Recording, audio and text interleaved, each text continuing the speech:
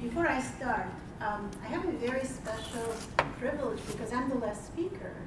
So whatever I say, you can't do anything because we're all going to leave. But what I want to do is I want to thank two people who have been behind the scenes throughout this entire institute and have made it such an amazing experience for us. That's Alan and Carlos.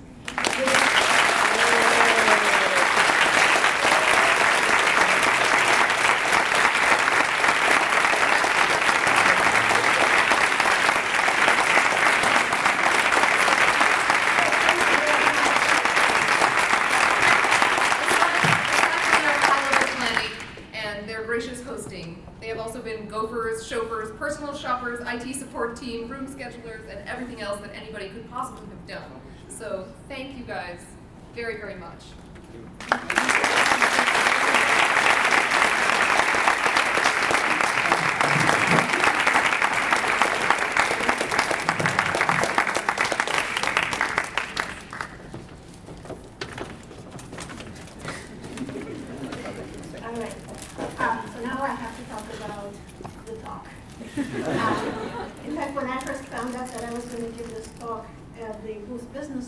I was quite concerned because, as you can guess, I really don't know much about business. But then I thought it's kind of fair because the people who usually populate these halls don't know much about school. So a lot of talks start with the introduction where you set the stage, and my talk is no exception. So I'm going to set the stage, and in this case, it's going to be almost literally setting the stage because I want to introduce a particular character. His name is Armchair Linguist, and he has been described rather accurately, if not too charitably, by Chuck Fillmore in this very memorable quote, which many of us know, where he said, "Armchair linguistics does not have a good name in some linguistic circles. A caricature of the armchair linguist is something like this. He sits in a deep chair with his eyes closed and his hands clasped. Once in a while he opens his eyes, sits up abruptly shouting, 'What do you in fact?' and the quote goes on." So the reputation of armchair linguists is definitely a little bit tarnished. But I don't think it should be, because what armchair linguists do beyond this description is actually quite valuable. They consider and reject different linguistic analysis, different analytical options, and that's what science is all about. So if we go back to a meme, which was very popular a couple of years ago, what they really do is something like this. So they basically balance different analytical options, and they try to pick the best one given the argumentation. But many of us now in the field perceive their work as something completely outdated and medieval, and so if we continue with the meme, what they really do is not exactly what we think they do. And if we have this medieval perception, then the obvious thing to do is to burn your armchairs and to charge your gadgets, because you now have big data, you have corpora, we have behavioral experiments, we have neuroimaging, so we're all now cognitive scientists, we're experimentalists. And because these out-of-the-armchair people appear enormously glamorous, we usually think that they do something like this. But if we go back to this well-tried meme, what they often do is this. And if we now combine the less charitable portions of the meme, what you see is a battle of perceptions. So you basically have something like that, and each side views the other side with a lot of suspicion, which means that it's time to sit down and have a talk. And when I say sit down and have a talk, just like with setting the stage, I mean that pretty much literally. Because before we embark on doing various experiments, we should all do what Fillmore's armchair linguist does, and that is we should sit down and think what we can do. Armchair linguistics is quite cheap, but what I would like to suggest is that it actually offers a significant gain, because although it's cheap, it's only after you've thought very hard about the various issues that you can be ready to run an experiment. So the cheapness of armchair linguistics comes with a significant and very valuable contribution. And so when we sit down to think, the questions that we often try to think about is something like, what is it that I should think about when I prepare an experiment? What can go wrong if I charge ahead? And here's the question that I think we often fail to ask ourselves. I'm not casting aspersions, so I'm not implicating any member of the audience, talking only from my own experience, but this is the question that we often fail to ask. When is it that we're not ready to run an experiment? And this is one of the issues I would like to address today. And in my remaining time, I will try to talk about these 4 issues. So when is it that we're not ready to run an experiment? Then I'm going to talk about the best laid plans. Then I'm going to present the best case scenario for an experimental study and suggest some ingredients of a recipe for success. So my first question is when we're not ready to run an experiment. And today I'm going to give 4 examples and 4 answers to this question. I want to start with a disclaimer. All the examples I'm going to show are fictional, and any resemblance to experiments, living or dead, is purely coincidental. And the other disclaimer I want to make is that the list of the 4 answers is actually not exhaustive. So the first answer is, when are you not ready to run an experiment? When you don't have a hypothesis. So let me give you an example from a well-known double-is construction that we all know and love. So it's known as reduplicative or double copula, is, extra is, thing is construction, and there are lots of examples on this slide which people produce all the time. The thing is people talk this way. I don't think the answer is to have thread B. The result is that when the carb gets hot, what's nice is that it has a sort of otherworldly character. So this is very common. It's well attested in contemporary American English, in Australian English, and in New Zealand English. It seems to have first appeared in the second half of the 20th century. Then there was a striking increase in the use of focus expressions in the 60s and 70s. This is well documented and favored in a wonderful paper by Curzan. And there doesn't seem to be any evidence of geographic or sociological factors that may characterize how it's distributed across speakers. So it looks like there is some work for dialectologists to do.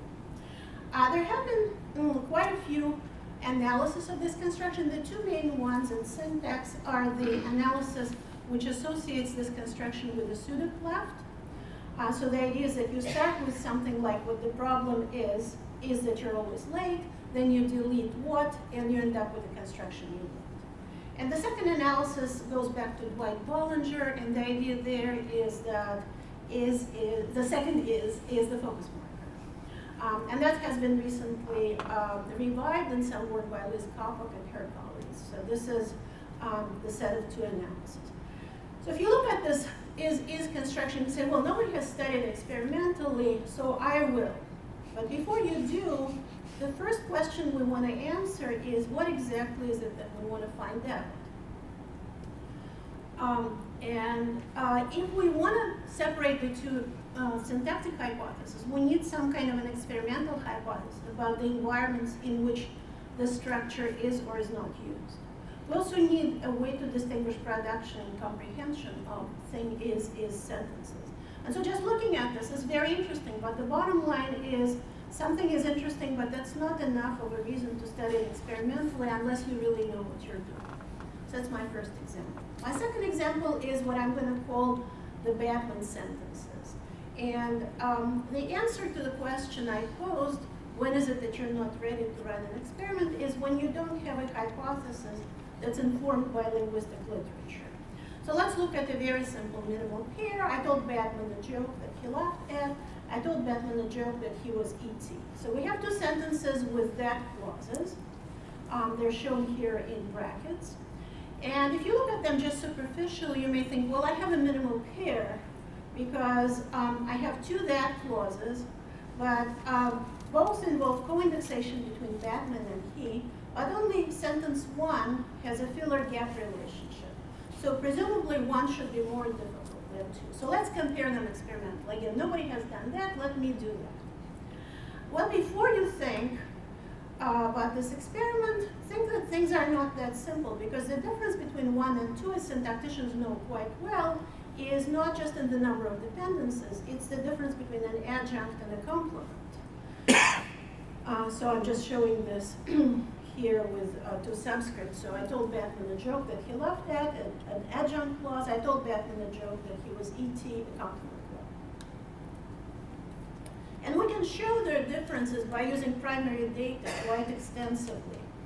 So if we extrapose these constructions, then we will find that they're actually quite different. So if you look at the examples on the screen, where yesterday appears at the very end of my examples, they're both bad. But we know that movement under normal circumstances is incapable of leading condition C, whereas adjunction can do that. So we can easily predict that our adjunct clause should be able to have some kind of a binding between he and Batman, whereas our complement clause would not. And that's exactly what we find. So if you look at the examples here, I told him a joke yesterday that Batman laughed at. It's totally fine. Whereas I told him a joke yesterday that Batman was E.T. continues to be bad. So we've unmasked this minimal pair by using extraposition differences. And this is something that started out as a bunch of armchair judgments, going back to Edwin Williams and David LeBeau, and then more recent work by Danny Fox and Nissenbaum. And this is something that a couple of people have actually confirmed using an online survey of Mechanical Turk. So here's your experiment using American English. So things are nice and they look very good. So nobody has really compared the Batman sentences experimentally, and I would say that's good, because we don't want this experiment, because it would have a serious problem in its design, because the contrast that such an experiment would have investigated would be confounded by factors that we already know about. So if your experimental question is not confirmed by your theoretical knowledge, then maybe it's time to sit down again and think about whether you want to do that or not. So let's look at my question again. When are you not ready to run an experiment? And the third answer I would like to give is when you don't know enough about processing principles or experimental methodology. So let's look at my imaginary experiment number 3, which I'm going to call There Is Something About Mary. So you have something like, how many people did Kim talk to about Mary? How many people did Kim talk about Mary to? So you have 2 PPs in different positions. And a syntactician would immediately say, I want to look at those experimentally because I want to study intervention effects in prepositional phrases. So a theoretical linguist would be interested in those because they would be keen on finding something about intervention under subextraction. But we also have to remember that whenever participants take an experiment, they actually process language. So processing considerations also need to be taken into account. And the simple processing consideration here is the active filler hypothesis. The idea being that when you have some kind of a filler of a particular category in a non-argument position, you try to assign it as early as possible. So that's the idea. So the active filler hypothesis would say that the parser would actively construct dependencies on line without waiting to see them confirmed at the gap position. And the active filler hypothesis predicts that when we have something like how many people did Kim talk about, as soon as we encounter about, we will try to create a dependency between how many people and that preposition. And that would be preferred over other parsers because of the active filler hypothesis. But then Mary will show up, and that will get in the way. And so you will try to look at these sentences from the syntactic standpoint. But because of the active filler effect, we probably wouldn't be able to learn too much about intervention in this comparison because we haven't taken into account some processing considerations.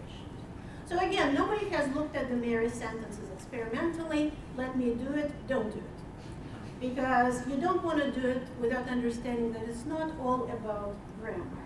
There are certain other things that have to be taken into consideration. And then finally, my fourth answer, when are you not ready to run an experiment? When you don't have a hypothesis that really informs linguistic theory. So there is a lot of very strong experimental evidence which shows that noun-verb distinction is quite strong. And the experimental evidence suggests that nouns and verbs are assembled at different levels, that they're probably represented at different regions of the brain. And when I was preparing this talk, I was thinking, which references should I give? And I realized that there's so many that the best thing I can offer is this survey article by Vilioka and several other people, where they go through a lot of really interesting neuroscientific and behavioral evidence showing that nouns and verbs are processed differently. So let's say we decide we want to look at Mandarin Chinese because Mandarin Chinese, just like English, has significant homophony between nouns and verbs. In fact, according to some researchers, it's about 45% of nouns in Mandarin Chinese that have verbal counterparts. So someone can say, well, let's run a study showing that Mandarin speakers distinguish nouns and verbs.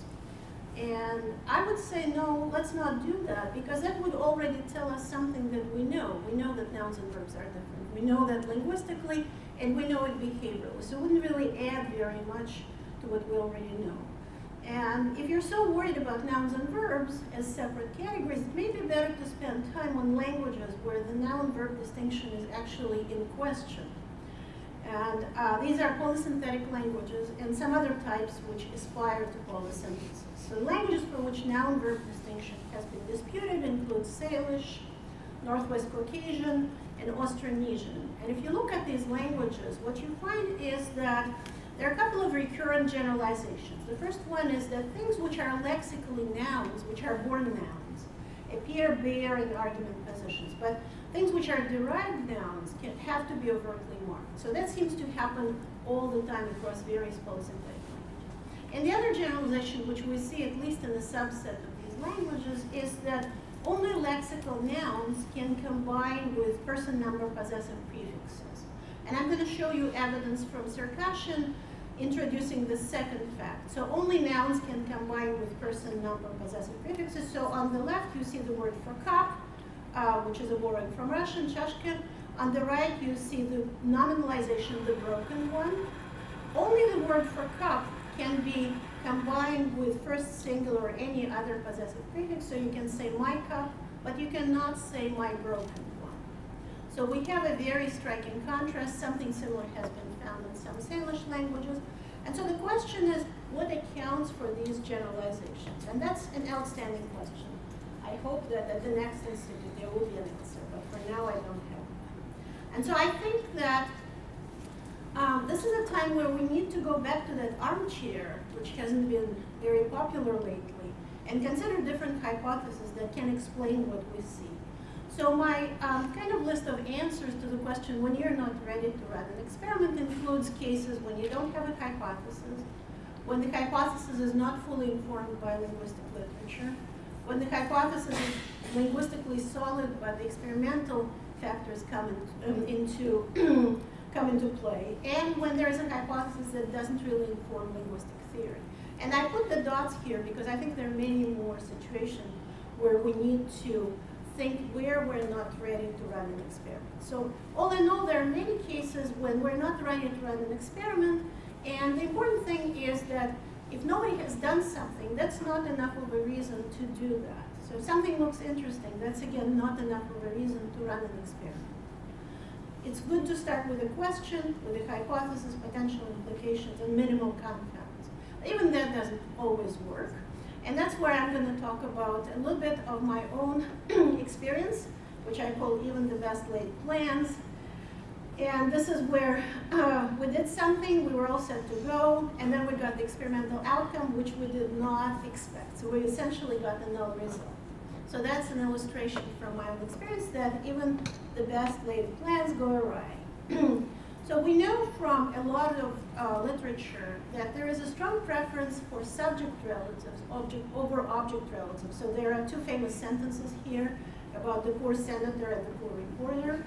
So, and the generalization is that the reporter who attacked the senator is preferred over the reporter who the senator attacked. So that has been shown experimentally on a bunch of languages: English, German, Dutch, Japanese, Korean, Russian, Turkish, and quite a few people who actually did this wonderful work are here in the audience. So it's kind of humbling to see how we all sort of converge on this. But notice that a lot of these languages, most of these languages are accusative languages. So they have the accusative alignment. So nobody has looked at the same question in ergative languages, where we have this kind of alignment, where the sole argument of an intransitive and the theme-like argument of a transitive are the absolutive, and the agent of a transitive, a subject or agent of the transitive clause is in the ergative. And so if we now move on to a non-imaginary experiment, we can compare ergative and absolutive gaps. And we can have two hypotheses. The first hypothesis is that the ergative gap should be easier than the absolutive gap. And that's because the ergative is subject. And we already know that subject relatives are easier. So the prediction is that ergative gap relatives should be easier to process than the absolutive object gap relative. On the other hand, we know that it's typical to treat those relative clauses whose head is morphologically marked in the base position as more difficult to process. And typically, not always, but typically, the ergative is more marked than the absolutive, so the ergative gap relatives may be expected to be harder to process than the absolutive object gap relatives. This is the analysis that was proposed for BEST by Carreras and several other researchers. So we have two hypotheses. Either the ergative will be easier or the absolutive object will be easier. And viewing those two hypotheses, we did some experiments on two languages, Avar, which is basically Japanese in disguise. It's like ergative version of Japanese with pre-nominal relative clauses. And then with an experiment in the Polynesian language, Niuean, which has post-nominal relative clauses. A lot of people who speak these languages don't really read, so the experiments were done using picture matching. And so we did something like this, let's see.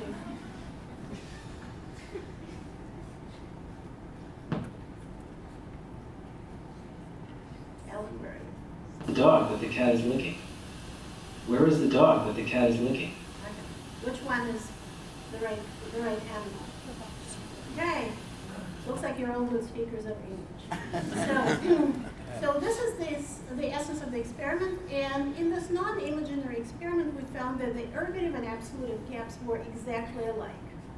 So neither of the hypotheses panned out. So if you look at the results for Avar type picture matching, the response time on correct choices was completely the same for ergative gaps and for absolutive gaps.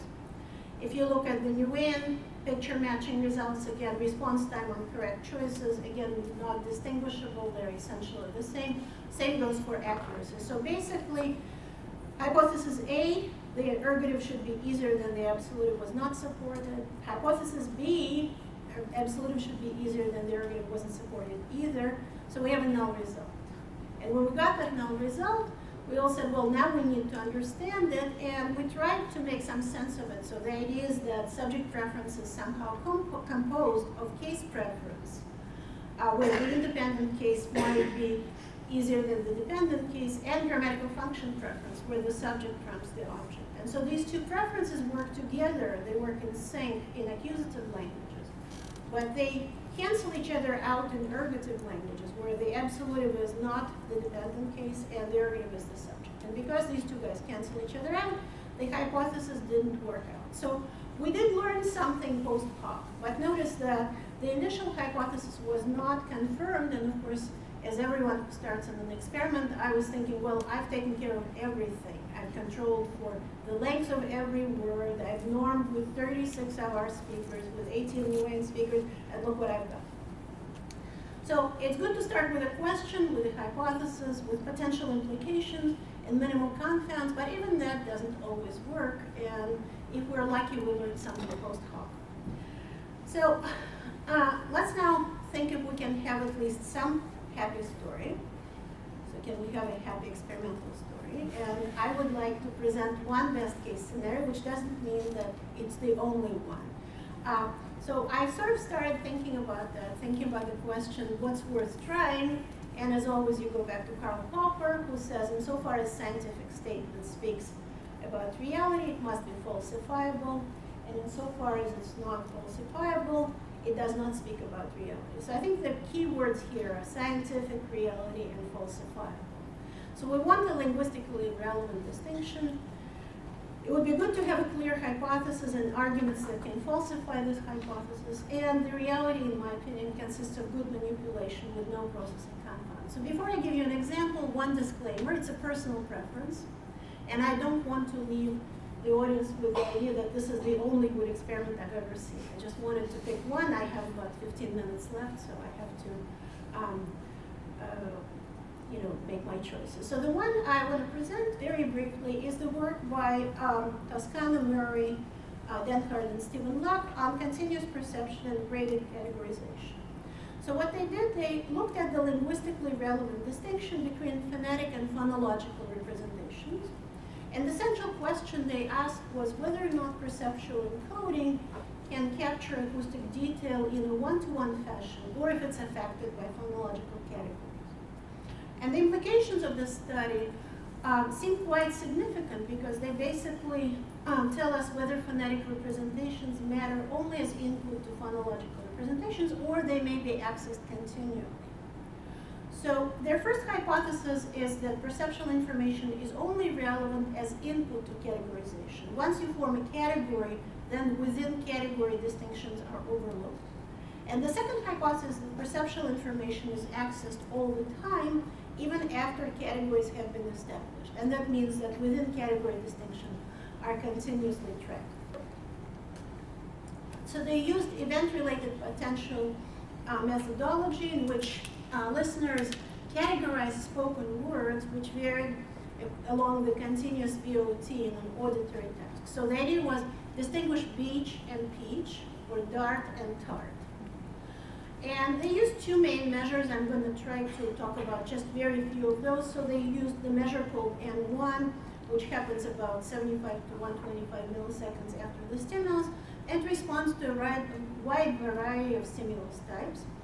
And it's typically taken as a measure of perceptual level processing.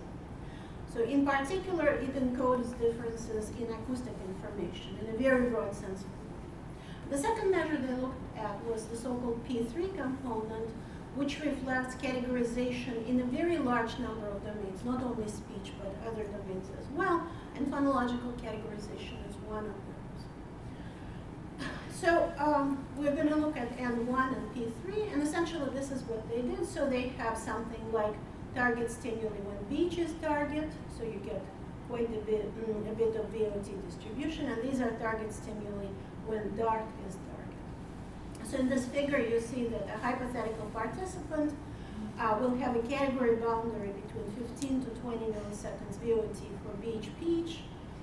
And similarly, they will have a boundary between 20 and 25 milliseconds for the dart and tart continuum, which you see at the bottom panel. And so if stimuli ranged within that continuum, they were considered on target. So this is what their N1 looks like. So this is N1 amplitude, and basically I don't expect everyone to read this chart, but what's important here is that N1 amplitude decreased as the VOT was increasing, and this effect was observed for both relevant and irrelevant conditions. So what mattered was whether or not the VOT was on target, whether or not people were listening to beach or dart. So they were still looking at the differences in VOT. So this is what I just said. That means that non-phonological representations of speech are maintained until very late, up to 100 milliseconds of stages of perceptual processing. So this is one of their charts. The people are listening to beach and peach, so they expect to hear beach and peach. Here's the target is beach, here the target is dart. But what you see is that no matter what the target is, they're still paying attention to perceptual categorization, and essentially, even when the task is not relevant to the distinction, people are still noticing it. So this is merging the two figures. So what this all means is that the graded acoustic detail is preserved at the post-perceptual level and maintained at post-phonological stages, which is also consistent with some other neuroimaging and behavioral work, which shows that graded phonetic characterization actually applies. So if we go back to their two hypotheses, the first one is perceptual information is only relevant as input to categorization. Once you form your category, you're done. The second hypothesis is that even when you form your category, you still continue accessing perceptual information, and the results clearly argue in favor of the second hypothesis. So maybe I like this because I'm not a phonologist, but I thought it was a very clear hypothesis. There was an important distinction involved there. It was a very simple manipulation. We all know about beaches and peaches and tarts and darts. And if you look at the paper, several people knew different things. So the question is, can we learn from them? And that takes me to my last point, the recipe for success. So I think that it's very important when we do all this work, which is becoming more and more interdisciplinary, that we stay authentic. We basically should keep doing what we do well. A theoretical linguist, an armchair linguist, may I say so, knows how to construct meaningful comparisons. And it's important to construct those meaningful comparisons even once we decide to make a survey rather than write a paper for a lot. So we don't want to throw out crucial comparisons. We don't want to throw out too many comparisons into one analysis. So when we step out of our comfort zone, be that theoretical linguistics or experimental linguistics, we should be as sophisticated as we usually are. And so I would say that good armchair thought experiments are linguistically sophisticated, which means that a lab experiment should be also sophisticated. A study is a study is a study, and a good argument doesn't have to change if it moves from an armchair to a lab. And the result, which is not terribly interesting, doesn't get even much better if your P is very, very low. So that's also an important thing. And the other suggestion I would like to make is that we should all know our studies. And there's an interesting distinction we can borrow from the statistical literature, where the distinction is made between exploratory studies and confirmatory studies. So exploratory studies are needed to establish a general idea, some kind of an empirical landscape, and then we build on that and try to create a solid theory. Confirmatory studies help us choose one analysis over another, help us choose one hypothesis over another. So the question I'd like to ask is whether or not these two types of studies are better fit for the lab or for the armchair. And I think that exploratory studies work really well in an armchair because we need to establish this general idea or an empirical landscape. The second type of studies, confirmatory studies, work very well for the armchair as well, but they also work extremely well as an experimental setup because they can be used as just another argument needed to choose one analysis over another. So if you have several primary data arguments and a couple of experimental arguments, there shouldn't be any difference between those. That's what those confirmatory studies are about.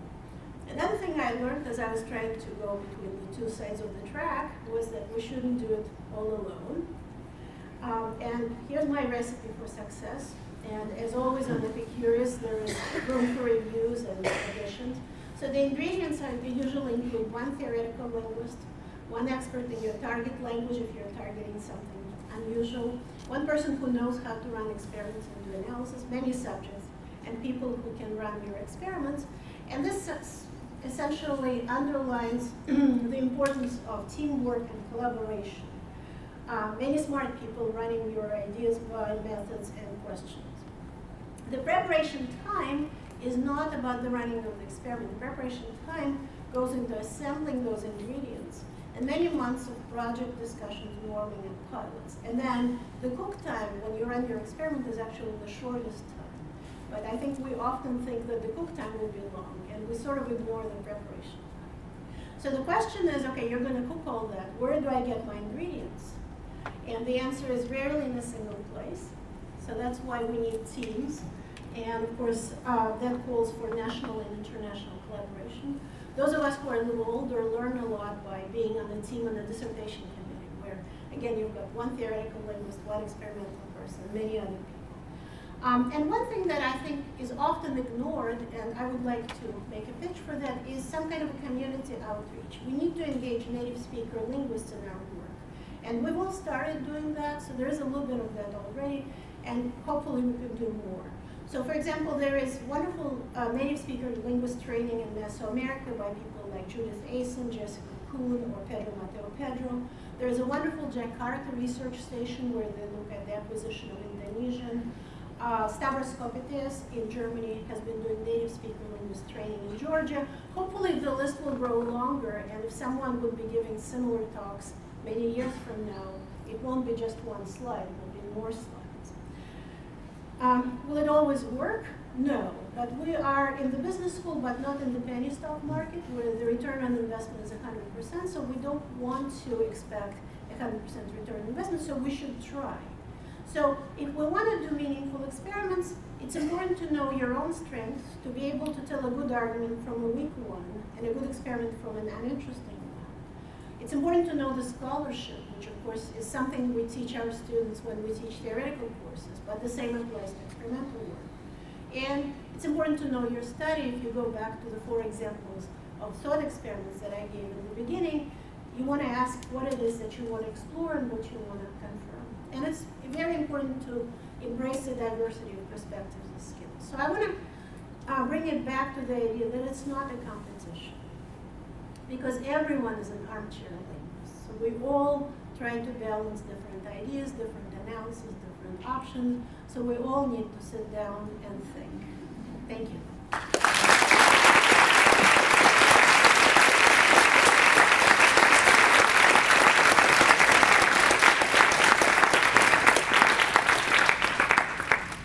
These are, of course, thanks to various people who I talked to and various institutions that have decided to pay for my thinking. So for questions, there are 2 traveling mics, so just raise your hand and ask. Thanks, I really enjoyed that. I just wanted to ask you, I agree that all of us can probably benefit from spending some time in chairs and thinking.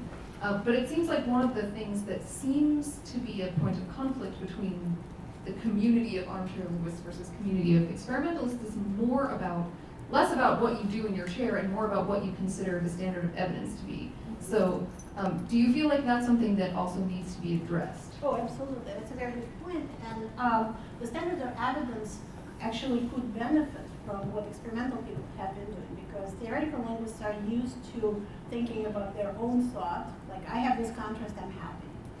Or you ask 3 speakers and you're happy. And in some cases, there are 3 speakers left, so you can't ask any more. Like look at Salish. So the question then becomes, do we want to lose the data on Halcomelon because there are only 3 speakers left, and just say we can't do a massive study? So I think you're absolutely right. We need to observe certain standards of evidence, but we also need to relativize them to particular situations in which we work. And so for those of us who work on small and often exotic languages, the standard of evidence may be lowered, which means that someone will come later if this language is still alive and may change the evidence. But the same could happen for English or Spanish or German.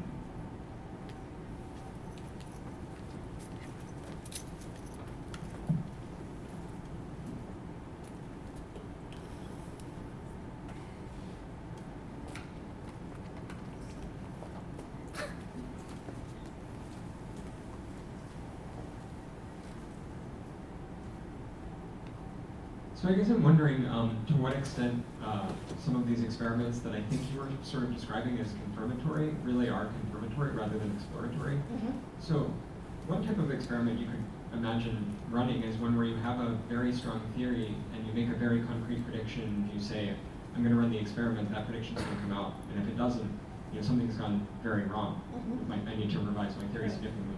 But most of the experiments that you were describing, what you really have is 2 or 3 different hypotheses, and your experimental results will always sort of end up confirming one of those, right? You predict subject preference or object preference or neither preference, and then no matter what happens, right, you get a confirmation of something. And it seems to me that that's a very different kind of experimental setup, and in some ways it feels much closer to the exploratory stage to me, because you don't really have a strong theoretical framework that's leading you to say, this is really the result I expect to see. Well, I think that brings 2 questions. The philosophical question, can you prove or disprove a theory? And that goes back to Laura's question, what are the standards of evidence? If I really like my theory, I may find a way to save it no matter what. And I think this is something that wouldn't change because we start talking to each other. It might be something about the ethos of the field. When I was preparing this talk, I posted the question on Facebook, of all places, asking people whether they can name an experimental study that changed their thinking about a particular theory. I got 4 answers. I'm going to show you the answers. I'm very glad with them. Can you guys see? So this was the problem. And this is what I got. Literally, that's it. So we've got superiority effects for German, which I think a lot of people now agree may not be syntactic. Then we've got an answer about subjacency as a processing violation, which some people agree with and some people don't. So we haven't really made a lot of progress here, despite the fact that Aaron Brown will name that. Then we've got Stan's answer. And we've got some work on Martin Huckel's proportional quantifiers, and then there was an answer about Harrison Potts about pragmatic versus semantic calculation. So it's kind of scary how few answers I got, and I don't know what to do about that, and that's why I wanted to give this talk, because I think that even if we come up with some kind of an experimental solution, the theoretical people may sometimes say, well, it doesn't really convince me. But it could well be partly because the theoretical people are obstinate, but partly because theoretical people may not be convinced by the level of sophistication in the experiment. And theoretical people are very used to balancing very complex primary data. And once our experiments become a little more complicated and more complex, then I think the divide between exploratory and confirmatory will become crisper. For now, we constantly cross this divide, and it depends on essentially who you ask. But I think even if I said everything in the talk I gave is wrong, this slide speaks for itself. I think that's a very, very important fact. We really need to talk to each other.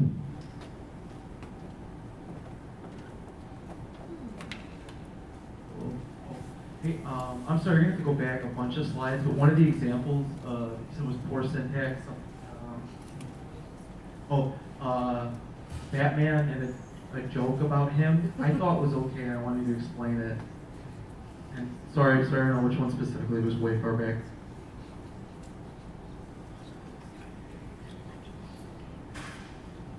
It would have been bottom right when you get to the slide.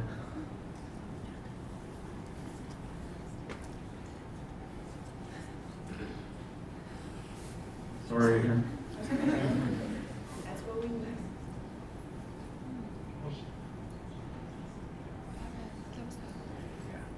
This one? Is it this one? Yeah, I told him a joke yesterday that Batman was E.T. That seems okay to me. Okay. Anybody else? I don't know if force a show of hands or whatever. It shows it's probably inappropriate to start, but Well, that's a wonderful illustration of what Laura was asking about. What are our standards of evidence? Okay. How many people like this sentence? Not with corners. Okay. How many people don't like this sentence? With which interpretation? again, it depends on the intonation. But Yeah. So I think what's important is that when you look at these sentences, as we look at them on paper, then they probably don't pan out. They are not good. But as soon as you change prosody, which you did, they become more acceptable. And so something is going on there. And I think we're just in the initial stages of trying to understand what happens. But the fact that several people raise their hands when I ask if it's good, that means that they are doing this prosody in their heads. And when we're constructing our confirmatory or exploratory analysis, we need to pay attention to what these people are constructing prosodically in their head. That's not grammatical to me. This is about the Facebook post. And one thing is, I must have not been on Facebook that day, so that's why I didn't respond. I'm not surprised. But I think that, so in this and another remark that you made, I think it was your warning number 4,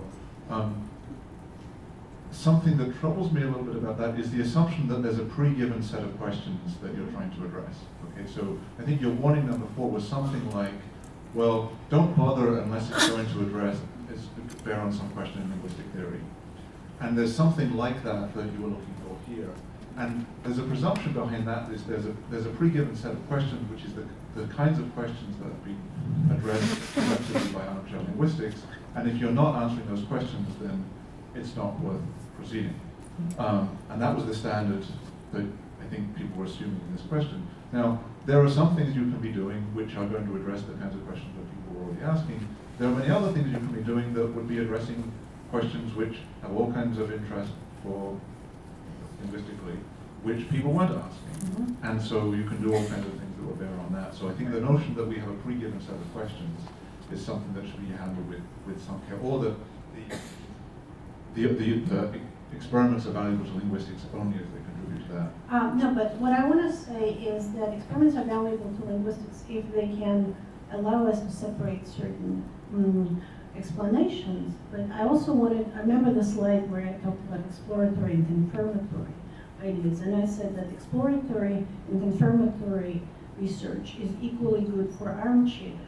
Whereas at the current stage, and the current stage is an important keyword, the current stage of our knowledge, experimental work is better off confirmatory, but like I said in the answer to his question, we often cross the cracks because we start doing something in hopes of confirming a theory, and we do discover new things. Now, my fourth answer was actually about nouns and verbs, where I just was hoping that someone can explain what those polysynthetic languages are doing, as opposed to, looking at another language where we know nouns and verbs are different. So I think there are more nuances to that. And I don't think there is an assumption here, but we need to start somewhere. And the starting point has to be some linguistic theory, because that's what makes us different from psychologists, because we know more about language than psychologists do. And if we don't talk to them and don't tell them what's interesting, we won't have a starting point. I think we know different things about language. Yeah.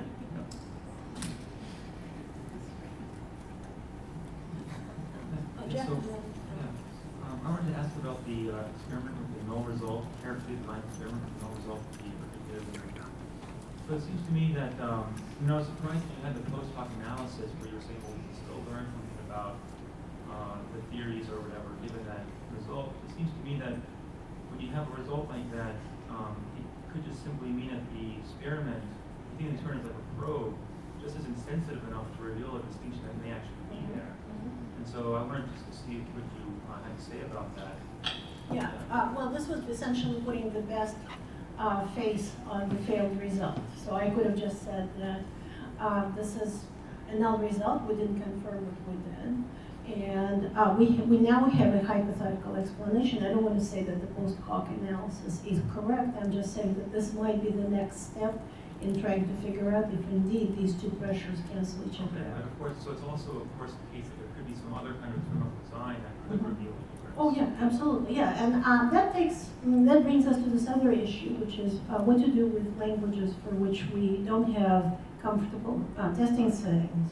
we don't have the same richness of measures that we can use for English or Spanish or German, and that makes it a little more difficult. So I'm completely in agreement with you that there are certain limitations here, and like I said, I'm trying to put the best face on the failed effort.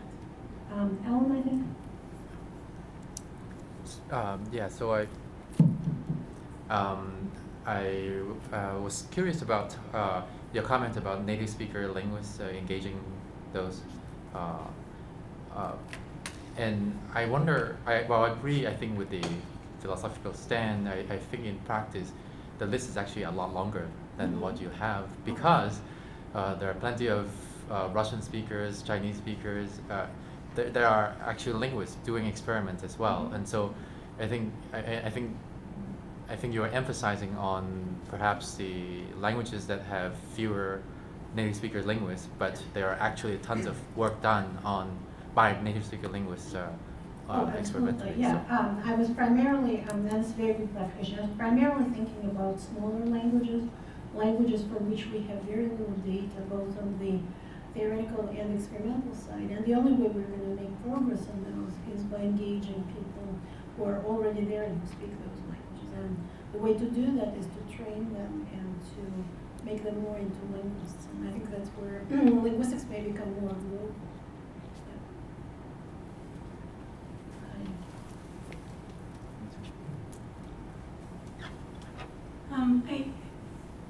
I know I probably don't have to say this, but it strikes me that there's too much of a dichotomy in what you presented between theoretical linguists and experimental linguists, because every grammaticality judgment is an experiment in the classical, normal sense of the term. And we're not any more theoretical than anybody else.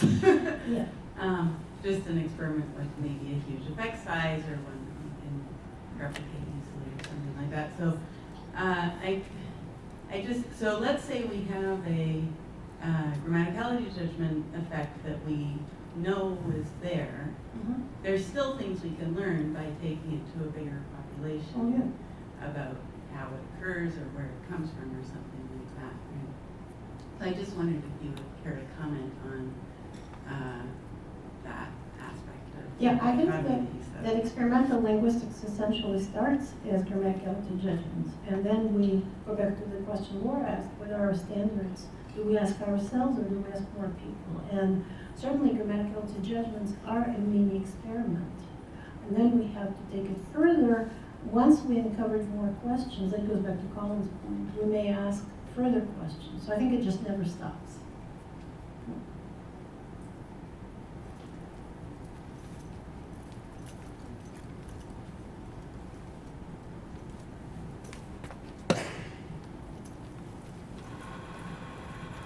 Since you brought up ERPs, I just wanted to maybe sketch a contrast that maybe this accords with the dichotomy you set up, and maybe not, but it seems like the history of theorizing about ERPs was in many ways exploratory. So they didn't know, for instance, what affected the N100 or the N400. So let's try different types of stimuli and see what affects these measures of processing, however construed. And oftentimes this was done before functional or theoretical significance had been ascribed to these components, simply as a way of seeing like what happens when we fiddle with this or that. And I think that's led to a productive line of thinking about what these components actually reflect now that we have various ways of adjusting the amplitude here. And so then the counterpoint to your presentation would be, isn't there some utility in just sort of futzing around to see, what affects grammaticality judgments or what affects reading times, that sort of thing? Yeah, I think that every time we have a new gadget, and the RP was a new gadget about 35 years ago, we start playing with that and we try to see what it can tell us.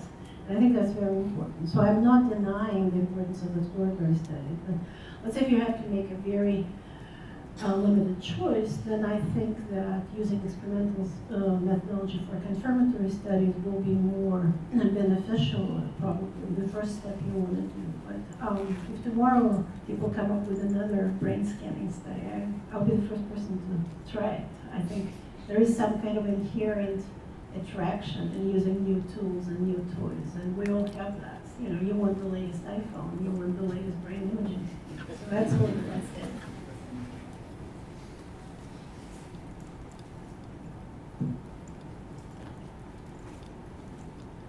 Right, is it time for it? Thank you.